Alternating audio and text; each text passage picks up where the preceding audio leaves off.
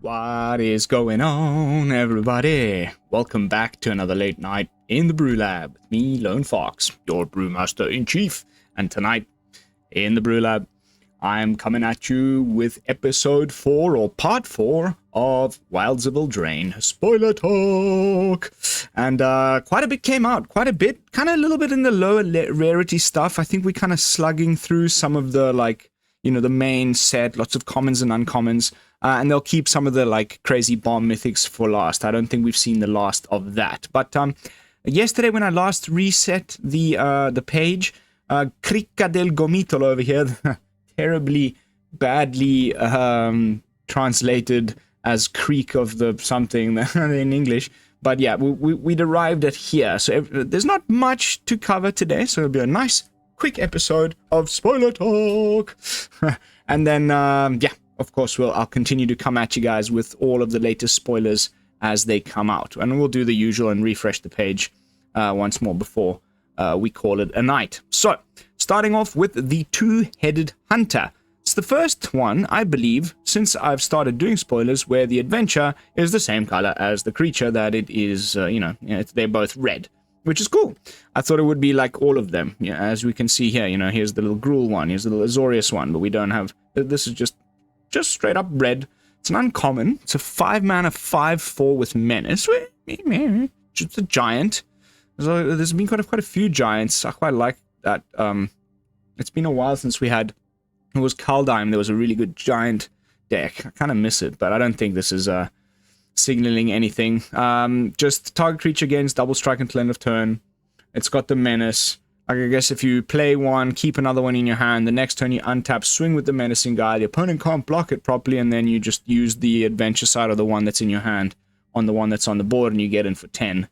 It's not terrible, but it's also not that great. I don't think this will see any play in Standard, but it is a nice little card for your draft format. And like I've mentioned a few times now in the spoilers, I will be dipping my toe into that pool once again. I did have a bit of fun with Lord of the Rings, but the novelty of casting, Bilbo Baggins ran out pretty quickly, and then the format felt a little bit unbalanced. Then again, I'm such a noob at draft, so maybe I just suck at it. But I did put in some time, so I kind of want to try this. This set looks like it's going to be really fun to draft, so I'm going to definitely give that a whirl, and if I pull off any trophies, then I'll record it and put it on the channel. Next up over here, we've got a little Gruul Picnic Ruiner. I love it. He's like got his little cheeky grin on, and he's making off with all the strawberry tarts. I love it. So it's a 2-mana 2/2 Goblin Rogue, and whenever Picnic Ruiner attacks while you control a creature with power 4 or greater, against double strike at the end of turn. It's honestly not terrible. Honestly. Although, like, I don't know. I can't wait to try all of these new, the usual stuff. You kind of go through the gamut of all the different things that you can build in this game. Starting with mono red aggro all the way through to, like, Esper control. You try everything again with the new cards. Slot them in. Is it better than pre-existing things that were already taking up the slot? In Gruul, let's say aggro, this looks like a kind of more aggro-y card. In the 2-drop slot, we've already got things like the Quirion Beast Caller, that sort of stuff. I don't know if this guy will make the cut, honestly, but distributing 3+1/+1 counters among any number of target creatures you control is honestly not terrible at all. And again, doing that thing that they've been doing very well throughout the set, where unless you've got 2 of them in hand, you kind of want some creatures to put those counters onto, so you got to play the creature side, which is cheaper than the adventure side. So then once you've played the creature side, you can't do the adventure, so then it makes it so that you have to first put some stuff down, then use the stolen goodies, love this name of that sorcery, and then maybe play more of these later or whatever. But still, it's gonna, I think, might, because of this +1/+1s and the modified, which is already a very big part of Gruul aggro, might actually end up making the cut, because the 2-drop slot isn't amazing in that deck. We've got that Iconoclast elf guy with Kicker that enters as a 4/2 with haste and trample as a 2-drop or a 3-drop. And then there's Quirion Beastcaller. That's kind of really it as far as Gruul aggro. This might actually be a nice little addition. You know, 2/2 later on. Put counters on things, modify them. That's going to help your Thundering Raiju and your, you know, all of the other modified stuff. And then later on, you'll have a big creature big enough that this guy gets double strike. And that's honestly not too shabby. Then we've got this is an interesting one. This I actually saw on Twitter. I haven't seen any of these other cards yet today. I've been doing my, you know, a good job of staying away from social media so that I can give you guys a real first impression. But I did see this one, and I find it quite interesting that red cards, and you know, there's that dragon we saw way back here with the 2-color. You know, the adventure is black, and then the creature is red. Where is he? I don't know, like, here we go, the Decadent Dragon. It was part of this leaks, and then now Mythic Spoiler, for whatever reason, isn't super up-to-date, so a lot of these cards are not showing up, but I've seen them in other people's spoiler videos, so maybe I'm gonna have to come, like, back to them, but I'm just gonna keep going with how Mythic Spoiler releases their stuff, and then, worst-case scenario, I'll just go to a different website if I'm still missing some stuff by the time spoiler season ends. But who I was referring to is the Decadent Dragon, where it's got this 3-mana instant speed, expensive taste. Exile the top 2 cards of target opponent's library face down. You may look at target. You may look at and play those cards for as long as they remain exiled, and then the front side is red. So now, I mean, yes, this Corvold thing is also 4 mana on the same place on the curve as that dragon would be, but maybe like as a 2-of in the same deck. It might be some sort of Grixis Dragons. I want to say Grixis Dragons. I'm super excited to try it. There's some cool new dragons, and even that guy from yesterday's spoiler, this guy Godric, and then we'd get, you know, there's another 2 other than Godric, 3 mana, like, cares about dragon human dudes, Sarkhan, and the other guy who I keep saying is Migloz, but I think I got that wrong. I've actually got my client open here. You guys can probably hear it in the background. I'm just going to quickly just go and look for this card because I'm sick of saying it. Migloz? Is it Migloz? It is not Migloz. Of course. Migloz is the Gruul guy that cares about oil. It's a 3-drop. So wait, it's called, I'm thinking of the guy I'm actually trying badly. Rivaz. Rivaz of the Claw. This guy. Him, we've got him. We've got Sarkhan, and now we're gonna also have Godric. You know, like, put all of those humans, maybe like 2 of each in your 3-drop slot, and then just dragons and dragon stuff. We've got the invasion of Tarkir and stuff. I think it could, especially considering what I was actually, you know, the whole point I was about to make is this little bit of like stealing stuff from the opponent's library sub-theme. So the first 2 chapters here, Corvold and the Noble Thief, make treasures, which is cool. Rampy for 2 chapters. Chapter 3, you get to exile the top 3 cards of target opponent's library. You may play those cards this turn. So a lot of that going on. And I guess in a Grixis deck, you could also put in the card that I really hate playing when I'm in the, like, let's say, Esper Mirror is Siphon Insight. And, you know, those types of effects are starting to, like, pile up in Standard right now. I think some sort of, like, dragons, and then I'm also stealing your stuff kind of a deck could be really cool. We just need to find a way, of course, by playing Grixis, we'll play some counter spells, because anytime I'm talking about a creature deck these days, there's this, like, you know, ghost of farewell lingering in the wings going, woo, because all you need is one farewell or one sunfall, and there goes your whole friggin' creature plan. Even with Rivaz, where you can bring stuff back from the graveyard if it dies, we're gonna need to have, like, either slip out the back, you know, something that phases out our creatures, or hold up a counter spell at the right time. But I'm thinking probably Grixis Dragons is going to be pretty good so far with what I've seen. So, stay tuned. Next up, we've got the Knight of Sweet's Revenge. Cool card by the looks of the artwork, but don't ever let, the looks can be deceiving. Don't judge a book by its cover. But 4 mana for an enchantment. This is obviously part of this, like, Golgari, Hansel and Gretel, Candy Monsters, little draft archetype. So when it enters the battlefield, create a food token.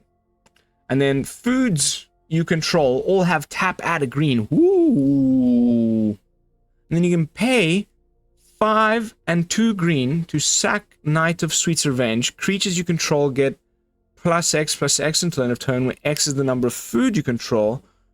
Activate only as a sorcery. That's pretty interesting. That's about all I can say with regards to this card, because I don't quite yet see all of the pieces, but I can just imagine engineering some sort of mega alpha strike by ramping with food, putting lots of food on the table in the early games, then slamming one of these on the board, and then now your food taps for mana. Then you use all of your food to cast some big bad creatures, and then you sack this thing, give all your creatures +X with a number of foods, and obviously you have a bunch of food. Well, you'd need at least 7 for this thing to fire off. I guess you're also tapping your lands, but you know what I'm saying, like in the ideal board state, you'd want to have as many food as possible, so then you can give everything +X and could be pretty cool. And if I've read this correctly, I can do it at instant speed. So you attack with your creatures first, and then whatever doesn't get blocked, you do the thing, sack the thing, give it all boom, boom, boom, boom, boom, boom. Oh no, only as a sorcery. My bad. They had to throw that in on the end there. Cheeky. Okay. Next up, we got something in the German. I cannot read the German, so I need to tab out. And we have Fairy Fencing. Wow, this fairy deck is getting better and better and better and better every day. I think it's gonna be a real pain in the ass. Dimir Tempo, fairies, they got the new Thoughtseize at home. Now this. So, target creature gets -X until end of turn. And then it gets an additional -3/-3 if you control the fairy. Which means you can get rid of Sheoldred for 3 mana. If you have a fairy on the battlefield. That's always like the bar, I guess you can also quite simply deal with things like, I don't know, Titan of Industry that has a shield counter on it or whatever. Something bigger like Atraxa, something, because right now, like, we're kind of maxing out at about 7 toughness in standard of anything that's actually played. So this like additional, it's basically giving you a saving of 3 mana for doing additional more removal of toughness if you have fairies. So I think this fairy deck is going to be quite busted from what I've seen so far. And we've got good fairies in standard right now. There's the one with Kicker that allows you to cast things from your graveyard that we got like a few sets back. That name's now escaping me. Actually, I had a friend in Twitter, on X. Oh, I can't wait till they update this part, so then it's really doesn't say Twitter anywhere anymore, and I can forget about it. But I've been chatting to a friend here about the Halo Forger. That's the card we were talking about. That's a fair. We've also got Utah, the reigning world champion before Nathan Sturer. The guy that won before him, who's now, his likeness has been printed on a Magic card as that Flash 2/1. There's a lot of fairies that were printed before this Wilds of Eldraine. So I think when it all comes together, it might actually end up being pretty damn annoying, especially in best of 1. I'm looking forward to try it, but I'm also a little bit worried about how hard it's going to be to beat when the perfect configuration of the cards gets found. Gonna give me flashbacks to Dimir Rogues way back when. Next up, we've got another German card that I cannot translate. Armory Mice. Rustkammer Maushey. Rustkammer Mosi. I wonder what you have to do when you see those little dots on top of the U. Does it become U or Alright, anyway, it's just a 3-1 mouse at common, and it's got celebration, so it's that thing with like more than 2 non-land permanents. I don't know, you get a little +0, +2. Meh. Nothing special. Next up, we've got something in French, which I speak quite fluently, so I can translate this one. Well, I can't. Ooh, inquiétant. So like scary interference. Or we're gonna have to look at it anyway to see how much of this translation I get correct. So interference, like something that's inquietante. Like it's not really scary. It's more like ominous interference. Okay, I'm gonna leave it at that. And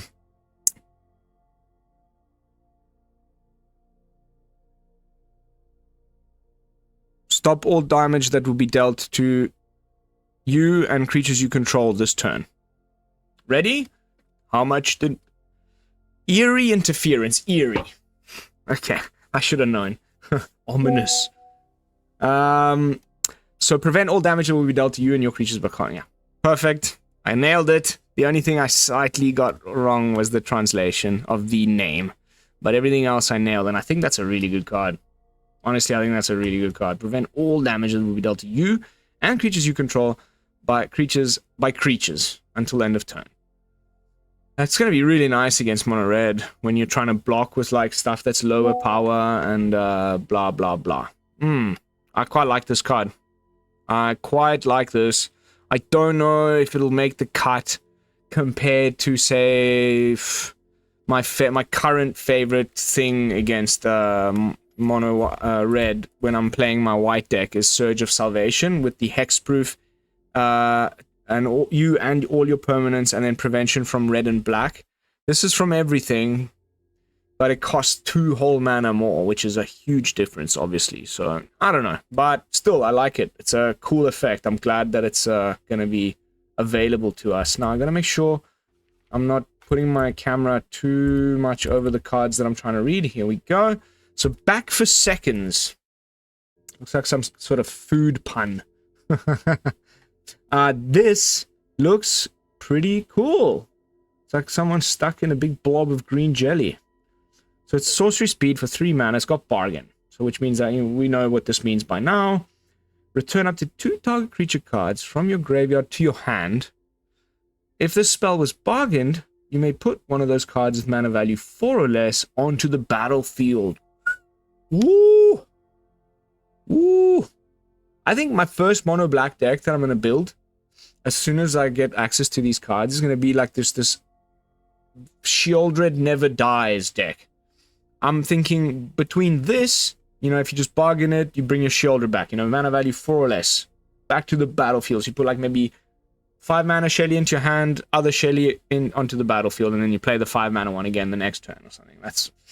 And easy enough to put some little artifacts with the mites, and we've been talking about it, and I'm sure we'll find a way to do that, or maybe we'll play one other color alongside the black. But then that, in conjunction with, there was that other bargain card in black that put things, you know, cast things for free. And again, I think it was one of the ones that we haven't gotten on. Here we go, Beseech the Mirror. Search your library for a card, exile it face down, then shuffle.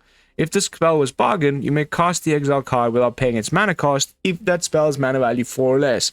So you just put like, you know, 4 of these, 4 Shieldreds, and like 4 of this back for seconds, and that's like kinda having 12 copies of Shieldred in your deck. You see where I'm going with this? Like the forever Shieldred that never dies, because it's always this 4 or less, and that you know. Not hard to do. You just make like a black deck that has some artifacts and stuff to sack to back for seconds, and you know, to the bargain thing, and then you just keep bringing the Shelly back over and over again. Interesting. And then you top out with like some Breach the Multiverses, and then bring it back again. I can dig that. I'm looking forward to trying that. Next up, we've got Into the Fey Court. It's a 5-mana sorcery. Draw 3, create a 1/1 blue fairy token with this creature can block only creatures with flying. Yeah, it'll be cool in the like draft, you know, in the limited environment for drawing 3 cards and in the fairy deck, but I don't think this is better than anything that we have already got access to, including that new one with Bargain, which I've seen people say is a worse Memory Deluge. I think it's a better Memory Deluge, but we'll have to see where that shakes out. Regardless, it's going to survive in Standard longer once the next rotation comes around next year. Memory Deluge, I've never been a huge fan of.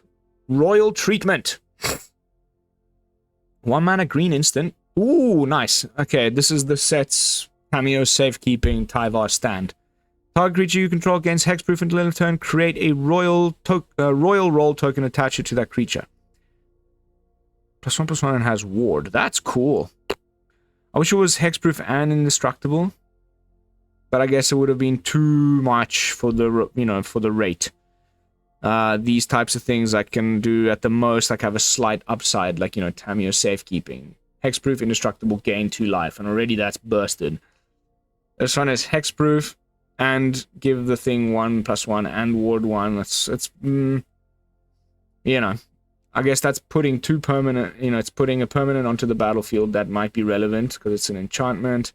And for all of our bargain stuff, you know, and the ward 1 ++1/+1, that's really not a bad one of these effects, but I still would lean more towards Tameo's safekeeping because it's also can give hexproof and indestructible, and it's to any permanent, not just creature. Let's see. All right, let's do one more refresh. All right, that looks like it's it for today. So we got one last card in some Asian language called the Storm Elk. 3 and a green for an elemental elk with trample. Whenever you cast a spell with mana value 5 or greater, put a +1/+1 counter on Storm Elk. So, you know, the very next turn you play something that's your 5-drop, and then it becomes a, you know, the time that it can actually now attack, it'll become a 4/5 with trample. That's not bad. And then it's one of these dual color ones in Simic. And the adventure is an instant that says draw 2, then discard 2. Yeah, cool. Nice little card, actually. Don't know if it'll make Simic freaking playable for once. I've been dying to play some Simic, honestly, but it just sucks. I don't think this is what it needed to really do anything to push it to the next level, but only time will tell. But that is going to be it, guys, for this episode of Spoiler Talk Part 4.